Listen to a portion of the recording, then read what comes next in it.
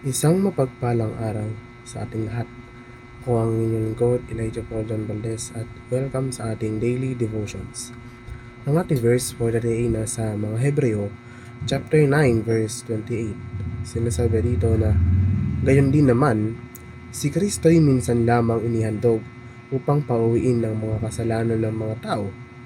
Siya'y muling darating, hindi upang muling ihandog dahil sa kasalanan, kundi upang iligtas ang mga naghihintay sa Kanya. Makikita natin si Kristo sa lalong madaling panahon bago ang Kanyang pagbabalik. Ito ay isang karaniwang paniniwala sa loob ng Kristyanismo na nag-ugat sa mga talata sa Biblia tungkol sa Kanyang ikalawang pagparito. Bagamat hindi alam ang eksaktong oras, maraming interpretasyon ang nagmumungkahi na ang mga palatandaan at mga kaganapan na humahantong sa kanyang pagbabalik ay makikita, at ito ay magiging isang nakikita at maluwalhating kaganapan. Ang ikalawang pagdating ni Kristo ay isang mahalagang elemento ng Kristiyanong teolohiya na kadalasang nauunawaan bilang ang katuparan ng pagtubos na sinimulan ng sakripisyo ni Jesus.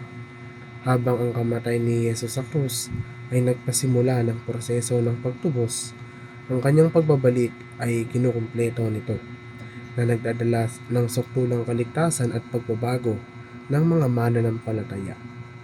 Darating si Kristo pagkatapos talunin ng karamihan sa kanyang mga kamay ay hindi isang direktang sipi mula sa Biblia.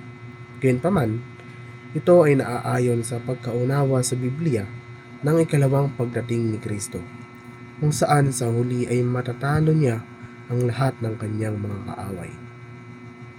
Ang pagharap sa kamatayan ng may pananabik o positibong saloobin ay maaaring maging isang paraan ng pagtanggap ng mortalidad at pagtuunan ng pansin ang pamumuhay ng isang kasiyasiyang buhay. Maaari itong magkaroon ng pakiramdam ng pag-uusisa tungkol sa kung ano ang susunod. Kapayapaan na may natural na proseso ng buhay o kamatayan, o isang pagtugon sa pagsasamantala sa oras na mayroon ka. Ang pananabik sa pagbabalik ni Kristo o ang ikalawang pagdating ay isang malalim na paniniwala sa loob ng Kristyanismo o sumasalamin sa isang pagnanais para sa isang pangwakas maluwalhating pagbabalik ni Jesus sa lupa.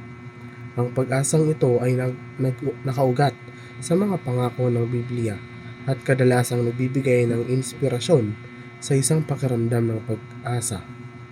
Muli, ako ang inyong lingkod, Elijah Paul John Valdez, at dito na nagtatapos ang aking daily devotions.